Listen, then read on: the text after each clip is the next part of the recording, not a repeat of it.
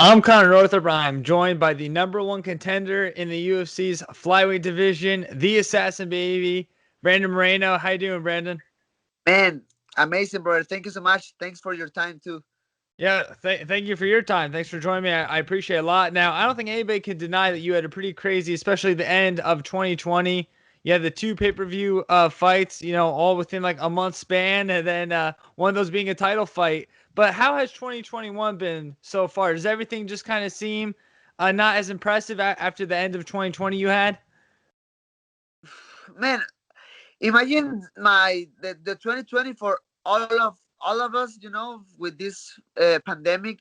It's a crazy situation. It's a crazy moment in our lives. But I try to stay busy, with all this with the COVID-19. I try to stay busy. I fought in March against Formiga. I fought in November against Roybal and finish my year against Figueiredo for the title. Was a draw, like you say, it wasn't a crazy year for me. But man, you need to wait for the 2021. I know I will be the next flyweight champion. For sure. What has the beginning of 2021 been like for you? What have you kind of been up to besides adding to your Lego collection? I saw on Instagram you recently got the Batman. Man, man, I love to collect, Legos and Funkos. I love it. It's my hobby. I think the athletes they need some hobbies in his normal life because always start in the gym, training so hard. You need to put your mind in other ways sometimes. So uh, after the fight against Figueiredo, I tried to spend time with my family, with myself, with my hobbies, but put my mind in other way. But as in the moment when 2021 starts, I start training and I start to feel amazing. Actually, right now I'm start to put some game plan for Figueiredo. I want to fight against him in April or May. It's fine. I hear Dana White say that months, and I'm ready. Yeah, you actually went into one of my questions. I wanted to talk to you about Dana White's comments too. What was your reaction to when you heard that when he said April or May? Like, did you hear about that before it came out of his mouth, or was that kind of your first time hearing it? No, it was the first time, but I'm agree. I love that. I love April or May. I'll be ready for those months. Um, I don't actually right now all my injuries from the last fight. I don't have more injuries. I'm healthy, and again, I'm start the game plan right now for Figueiredo. Last fight was crazy for both guys. For him and for me, but in my own personal situation, I'm ready. Yeah.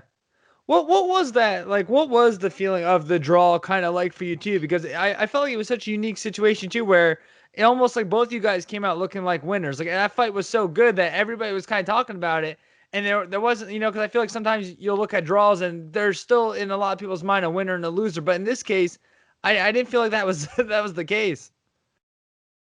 Uh, I know. Actually, the nomination for Fight of the Year, was crazy, Yeah. and I was so happy with that. Um, in my personal mindset, I just felt so happy, for show all my level in this sport.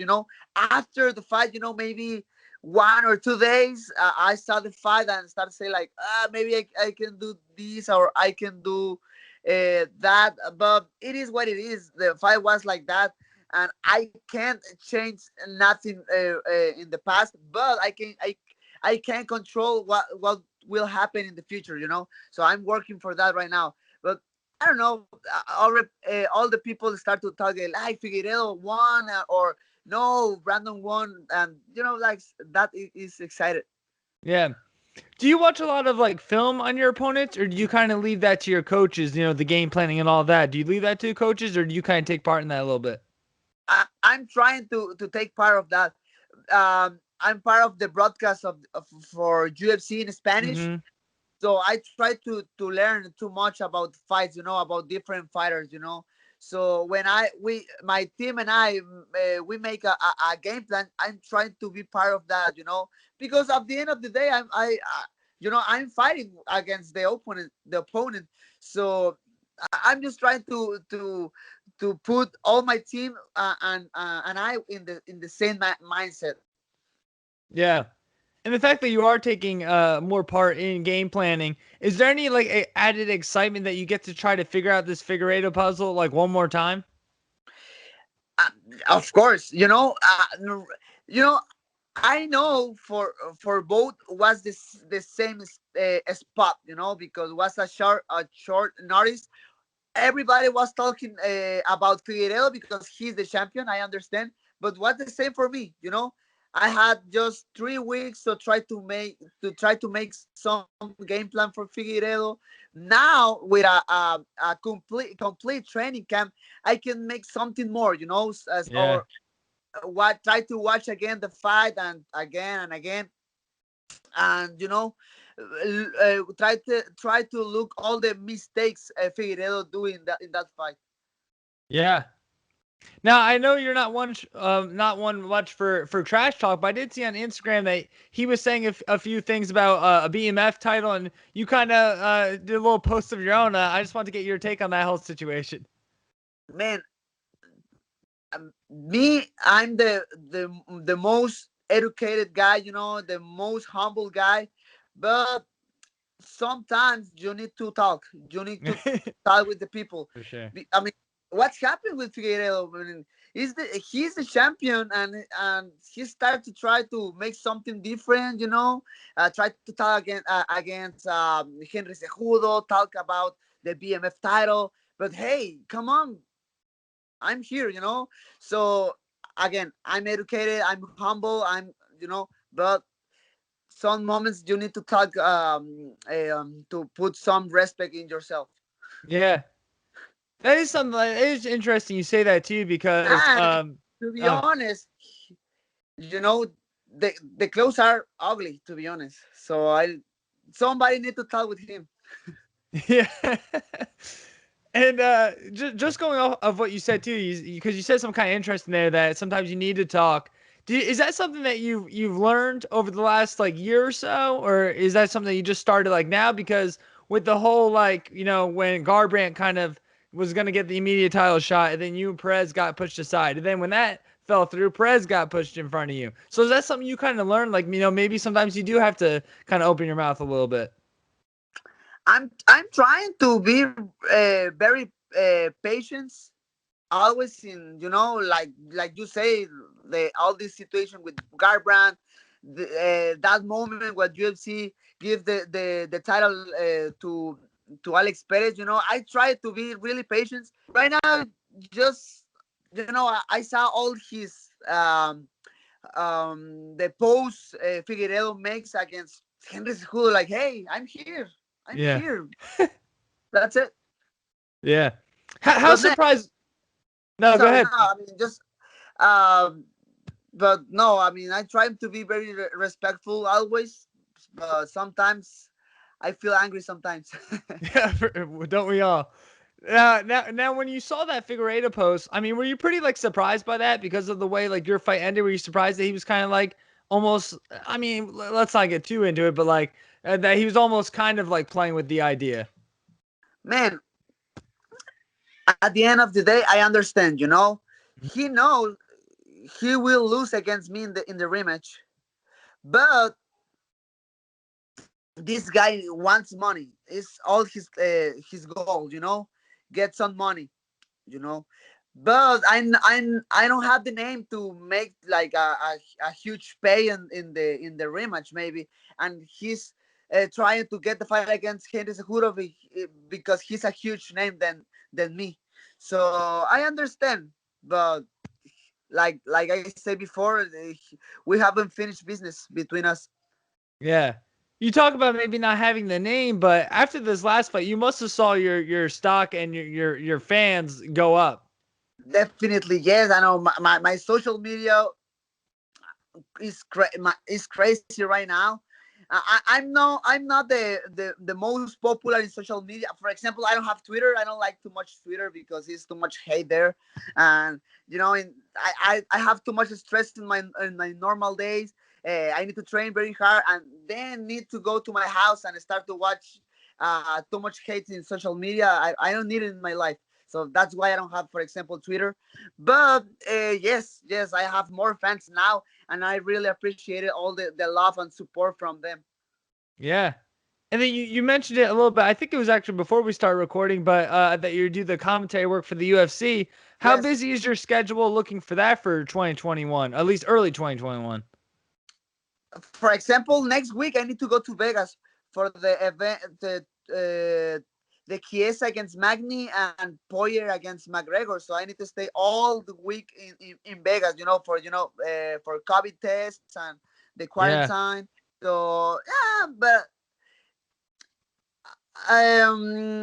it's hard, but I love the work too. So I have a gym there in Vegas with the Performance Institute. I can go and train in the Spring Couture. I have a lot of friends there, so I can figure out. Yeah. Is there any excitement with, going to Fight Island and not having a fight? Like maybe you can actually like enjoy yourself a little bit. Is there any of that, or is it all business?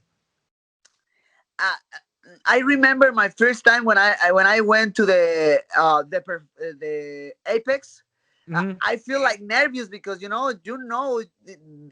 is the place where you will fight in the future. So I feel like in a fight, but then you start to be more relaxed because you're it's not your night. Yeah, for sure. What has the commentary thing been like? Like when you sit out doing chasing the career of being a fighter, like did you ever, was that something that you always had in the back of your mind? Like did you want to do commentary, or did it kind of just like fall into your lap? One day I need to retire to this sport, brother. This sport is a hard sport. Too much Hmm. too much injuries, too many injuries, too much pain, too much sweat. Too much discipline. Sometimes I need to retire, and I love to be part of the broadcast in Spanish. So I can see that in my future. Be like a UFC analyst in Spanish.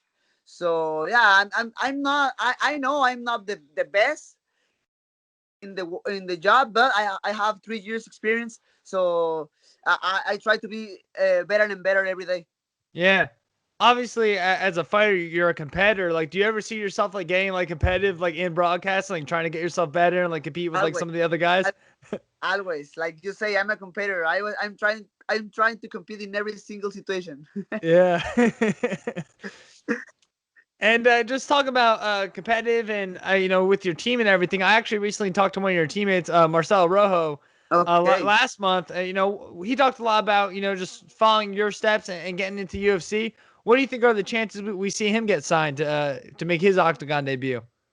Man, he deserves to be part of the UFC. Like, man, 3 years ago, maybe. He has experience. He has the record. He has the skills. That I think that is the most important. So he's ready to be part of the UFC. I mean, I'm trying to do something for him because he really deserves to be part of the team. But he needs to wait a little bit. But I know 2021 will be his year. Yeah, for sure. And I did want to go back to kind of what we started in the beginning too about this whole Lego collection, because I was a pretty big Lego guy myself, like growing up, and like, is that something you've always been to, or is this just some stuff that because you say you need a hobbies, like is that something you picked up over quarantine? Like when did you kind of find that interest? No, I'm start to build Legos 3 years ago. I remember I supposedly fight against Ray Bohr in February 2018, but I had an injury, and I was in my house all like 2 weeks, all in my house, because the injury was serious. So I tried to get some hobby. I went to the store, some Walmart. I don't remember. I bought a Lego set. I'm start to love the that hobby. Is you feel really really. good when you finish your Lego. It's a nice hobby and it's good for your mind. Yeah, for sure. Have you And like? Oh, go ahead. sorry, and 1 year, years, 1.5 years ago, I started to collect Funko Pops, and I have Okay. like what 110, I think so. Wow, that's crazy. And like, and now I know you have daughters too. Like, do they share any of these interests? Like, are they into the Funko Pops and Legos too? Man, this new generations doesn't care nothing. My my daughter sometimes builds some Legos, but then start to do something more. But yeah, I mean, she loves to watch me fight and stay with me. I think I'm more close of my daughter Madison. Hmm. She has almost 7 years old. Yeah, and sometimes we build Legos together sometimes. Ah, very cool.